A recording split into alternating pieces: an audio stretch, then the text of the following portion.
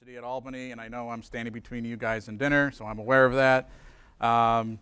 So just briefly about my role at Albany, I work as an instructional designer, developer. I train, support, consult with faculty who use Blackboard to teach face-to-face and online classes, and I also am an adjunct professor in the communication department.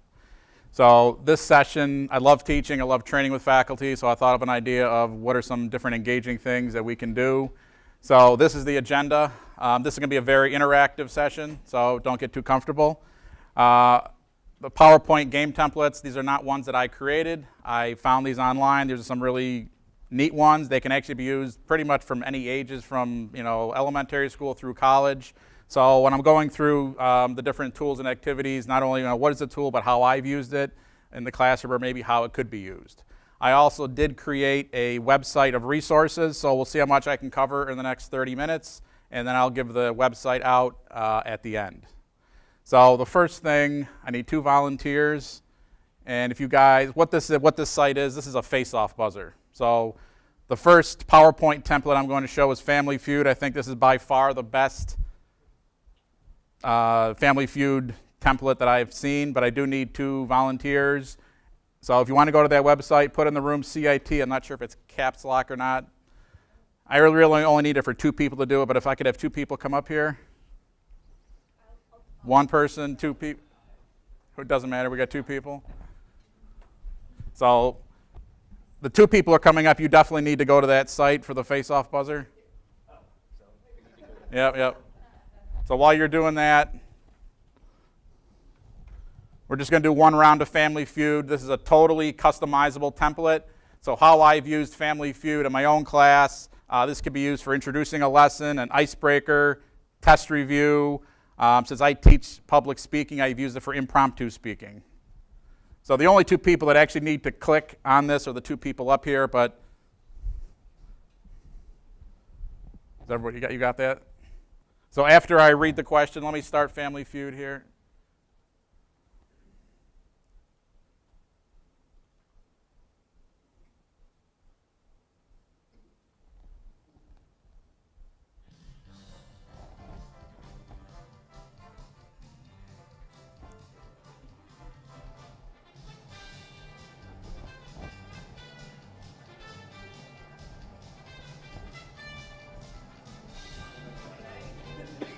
So if you 2 can just look away, so the way it is, the question will come up. I will read the question to the audience. So keep your phones up. We're ready to buzz.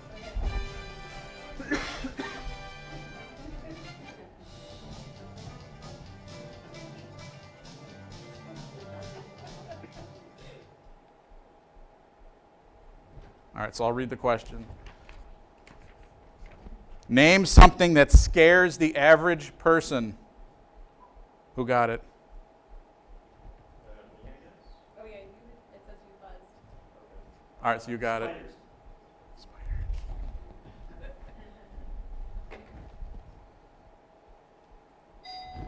So your turn. You could win the board. Snakes. So snakes is on there as well. So thank you for coming up. You can, if you want to go back. Since we still have other answers up there, anybody else want to chime in? What'd you say? That's a good answer, but I'm not sure why the audio is not working with that. Some other answers from the audience? That's another good answer, but now the audio's working.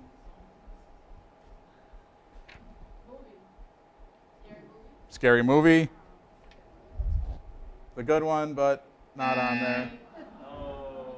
Haunted house. We're already at 3 X's, but Heights is on there. So let me just go through the other answers. Dark, death, and then public speaking. When I did this in my class this semester, we did it as an impromptu activity for about a half hour, and they really got into it, a little class competition. And being that I'm teaching a public speaking class, you think my own students would have realized that the #1 answer is public speaking, being that I did say it in class. So this is just, I'm sure we could do this for a whole half hour, but I'm just going to show you, that's just one template. This is totally customizable. Everyone in this room will have access to this PowerPoint template of Family Feud. You can totally come up with whatever questions you want. This, again, could be great for test review. I use it for impromptu speaking, class competition. The students loved it when I've done it a few times. So Family Feud is one template. Another one is Jeopardy.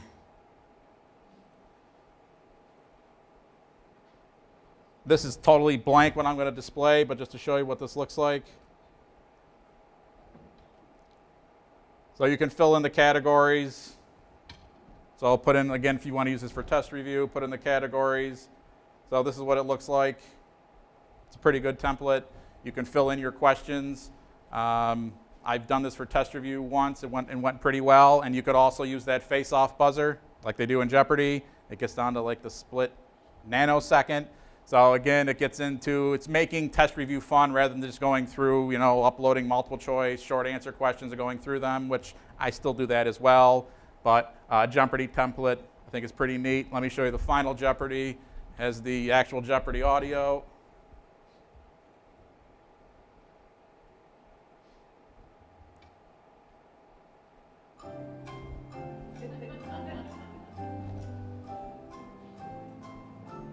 So I'll just stop it there. So that's Jeopardy, pretty neat template. And then the last one I'll show, this next one I've actually not done in my own class, but I think it's a pretty good one. So what's going to come up, this is like the Wheel of Fortune Fast Money round.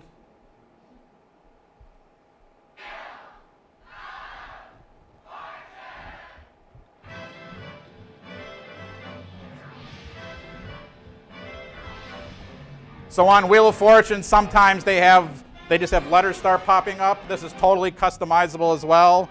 So if somebody wants to just guess what the phrase is,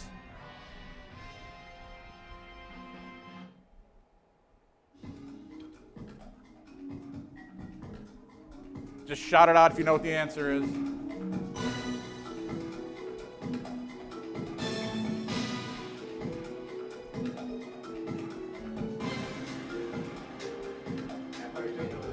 You got it, Empire State Building.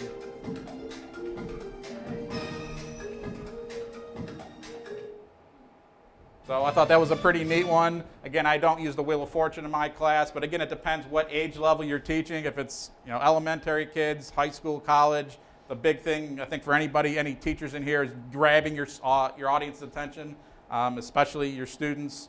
So I do a lot of these activities really to kind of just grab their attention. Again, some students really get into it, and when some of them get into it, it's kind of a domino effect. A lot of them really get into it. So I have not used the Wheel of Fortune in my class, but again, it depends on what you're teaching. The website that I'll upload at the end has a lot of PowerPoint templates. Again, it depends on what you're teaching, what do you want to use, but I thought these are three pretty neat ones. There's also Who Wants to Be a Millionaire. That's on the link as well. So PowerPoint templates, I think some of them are pretty neat to use. This next thing I'm going to go into is online polling.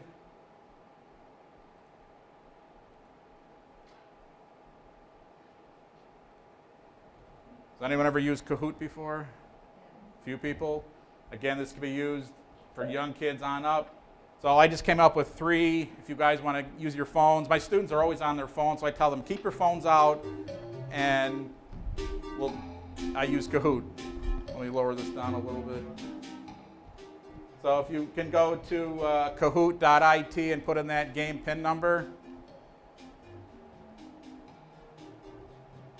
So I just came up with 3 just random questions, but online polling is another way you can engage your students.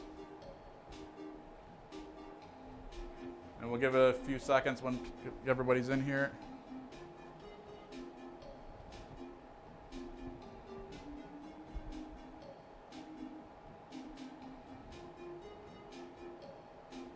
Has anyone ever done polling in your class, online polling?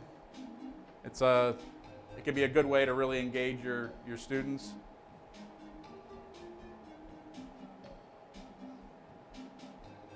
So you can set a timer per question. I set them each there's 3 questions, each are 20 seconds just for time purposes. You can set them, I think, for maybe up to a minute, but I set mine for 20 seconds. So we're going to hit start here. Again, these are just random questions, but it's the tool itself is what I'm trying to show for those of you who've never used Kahoot. So I'm going to start it.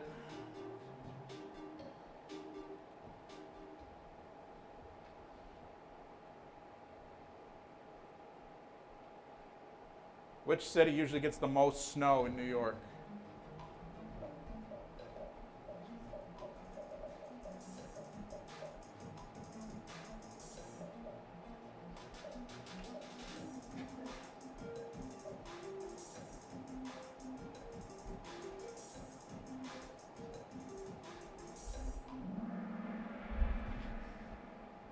And this happens every single time. Usually Buffalo always gets the top answer. The actual answer is Syracuse most years. I'm from Syracuse, so that's how I know that. Buffalo's no slouch. They do get a lot of snow, but usually whenever I do this poll, almost always people choose Buffalo, but Syracuse usually gets the most.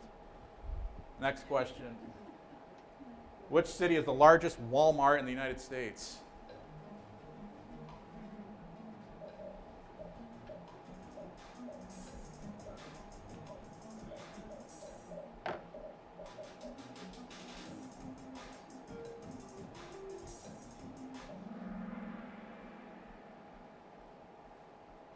And people said Chicago. Wrong again. The answer is Albany. And since I teach at Albany, usually most of my students do get it right because the Albany Walmart is just a few minutes from the campus.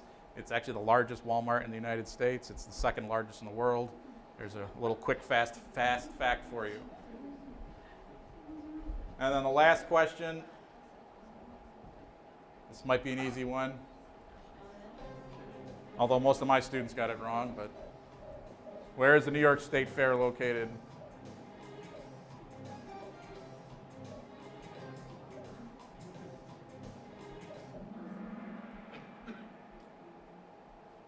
And 19 people got it correct. It is in Syracuse. So again, the questions I come up with are just kind of random questions, but using the tools such as Kahoot is engaging for students, and I think they use it in elementary school, depending who your teacher is. So I think it's a really it's an engaging tool to use.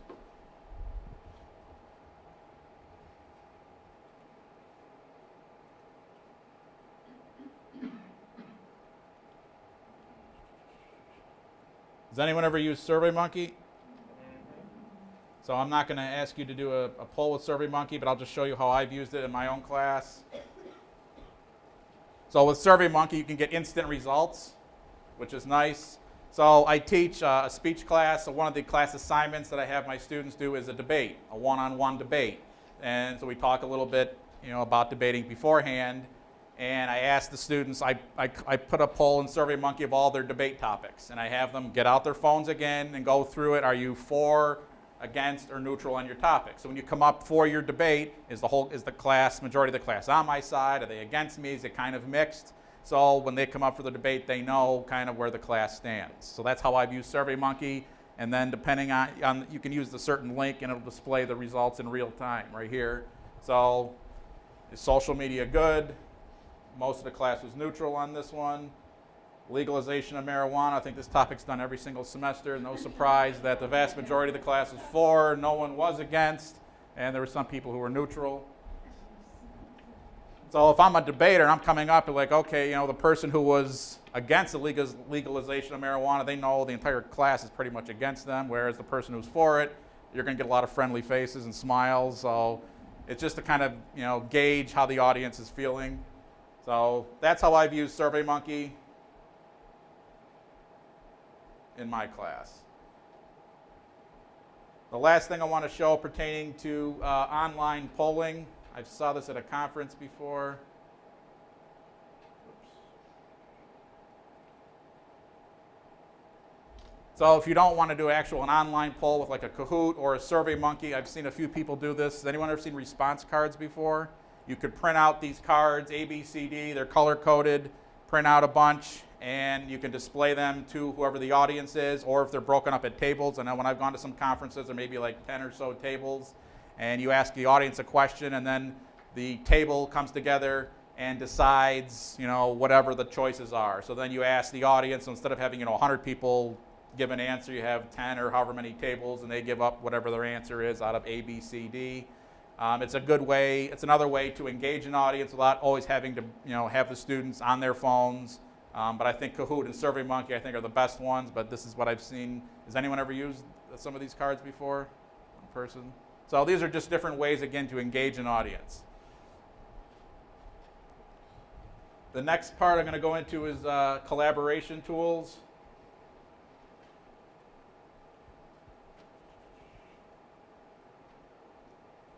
So this first one is, has anyone ever used Today's Meet? One person. So what Today's Meet is, I'm just going to put the room, I'll just say CIT. You can keep this room open anywhere from 1 hour up to, looks like a year. I'll just say it's open for a day. So the website is simply todaysmeet.com. Again, you'll have access to all of these resources. You can say how long the room is open for.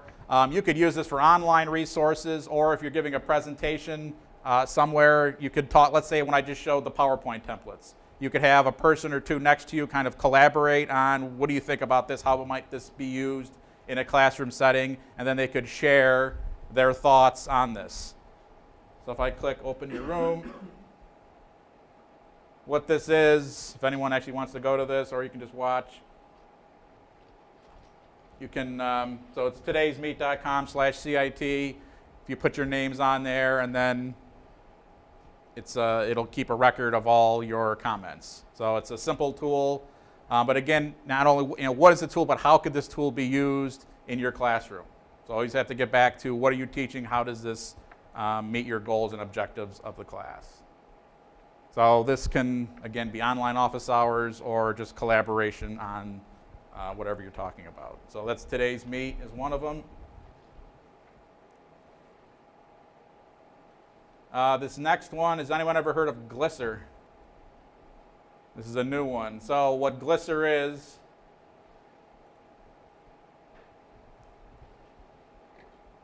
the nice thing about Glisser, let me actually go to click this to present.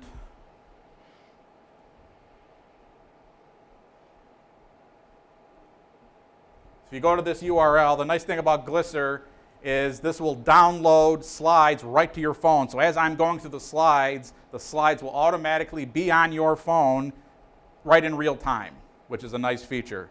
You can also do audience polling. What are some other things? There's a Q&A on there as well. So I'll give you a few seconds, go to that site. There's just a few random slides that are on here.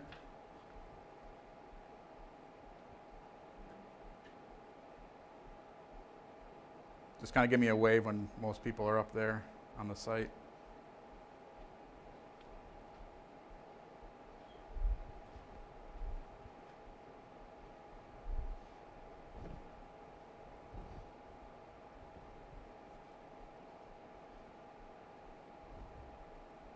Is it popping up on your phone?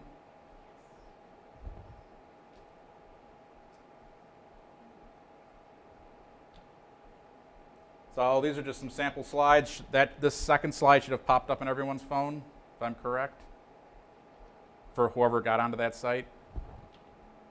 So again, you can do an online poll. So if you're on your phone, I'm not sure exactly how it displays on your phone, but you should see that question and you should be able to choose. So if you want to, since we work at Albany, I know a few people in this room know Albany's nickname, but if you want to take a guess at it, so you can put in a poll.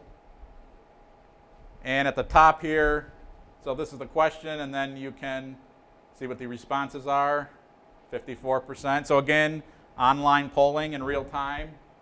We are the Great Dane, so that's good. The majority of the audience is getting that one correct. At the bottom here, these were my students this past semester. You can put in a, you can type like a Q&A. So if you're using this at a conference, people can put up questions and you can speak from that. Is that coming on? Or it looks like it's coming up on your phones as well. So the nice thing about Glisser, the slides go right to your phone, audience polling, You can have Q&A.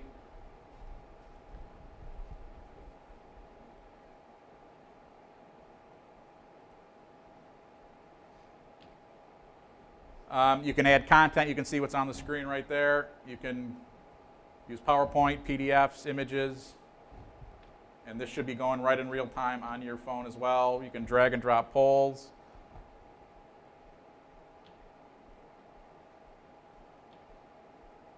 So that's what Glisser is. I'm just trying to go through as many of these tools as I can in a short amount of time. And the last collaboration tool I'm going to show is Big Blue Button. Has anyone ever heard of that? This is a free web conferencing tool.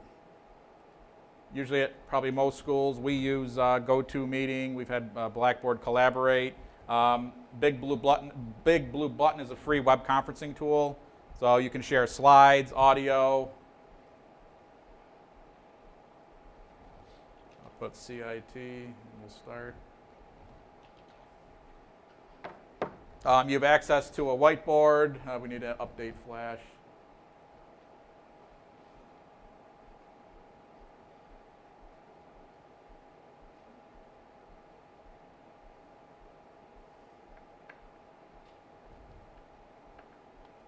So that's what it looks like. You can, if you're using a webcam, you could use this if you're teaching an online class. Does anyone teach online in here? A few people. So if you wanted to have maybe a synchronous session, you could do that. So as you can see, there's a webcam. The users will be up here at the top left. There's audience polling. You can upload slides. So it's a free web conferencing system. And I'll just stop at that.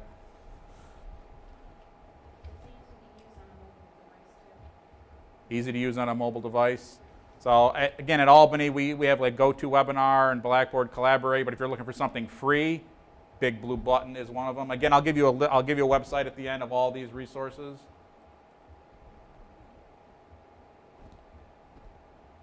This next one, if you have ever had a problem with students not wanting to participate in class, I found this website, Random Name Picker. Has anyone ever seen this before? If it comes up.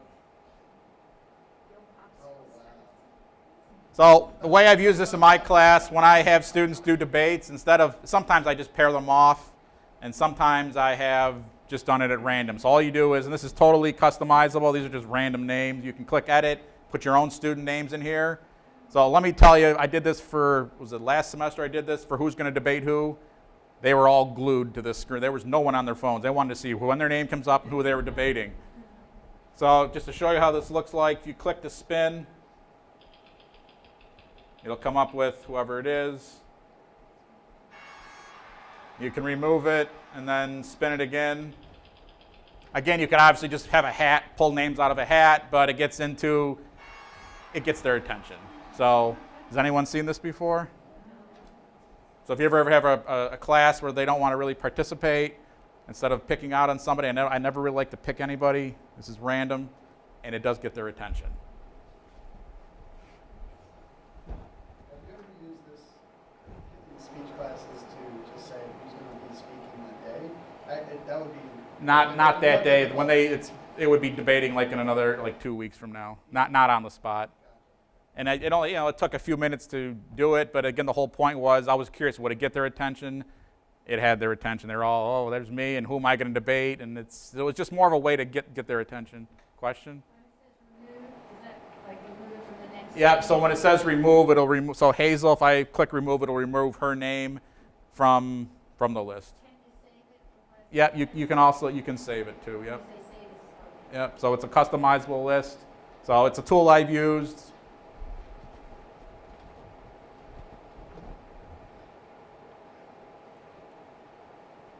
So let me pull up the website.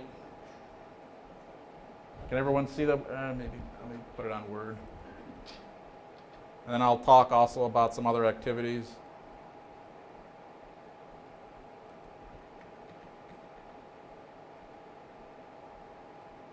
So this is the website of all the things I just showed.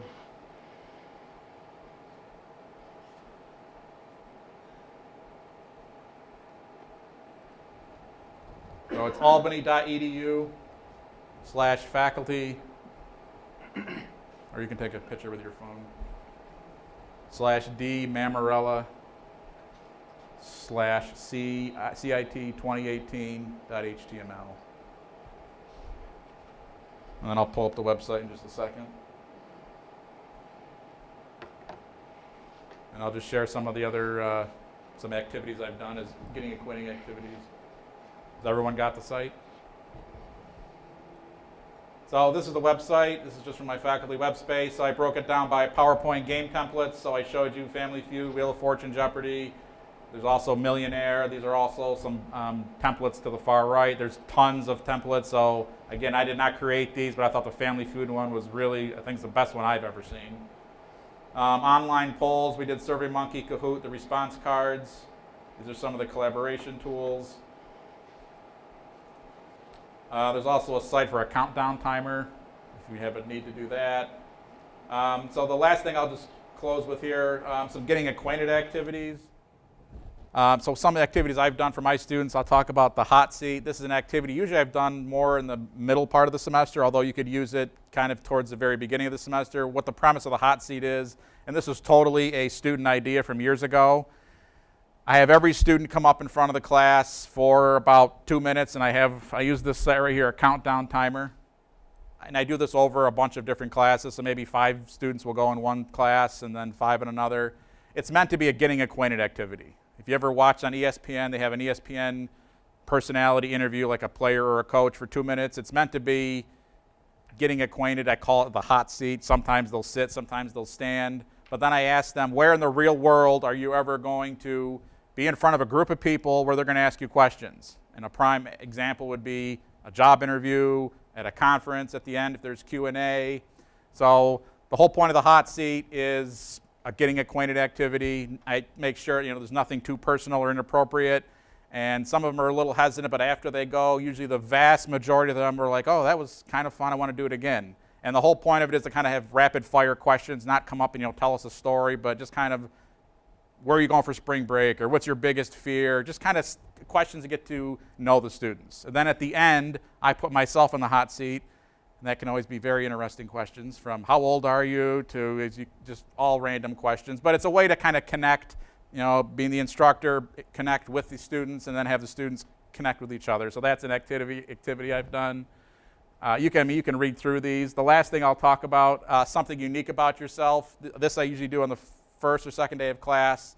I bring in index cards, and I have each student write something on an index card. Don't put your name on it. It could be maybe you've gone skydiving, maybe you have a pet snake, maybe you can speak 5 languages. Try to have something unique. It gets into first impressions, perception, stereotyping, and I include something about myself. So they all write something on the index card, and then I collect them, and then I go around the room, and the first student will pick it out and they'll read it. Okay, I have a pet snake. And they look around and they're like, oh, it's you. Almost always, they're always wrong, but it gets into first impressions. It's just a way to kind of get to know the students beyond just what their names are, get to know a little bit about them. So I know we're pretty much right out of time. So you have access to the website. Are there any questions of anything? I'm actually surprised I got through this. I thought for sure I'm not going to get through everything in a half hour, but I got through everything. So thank you.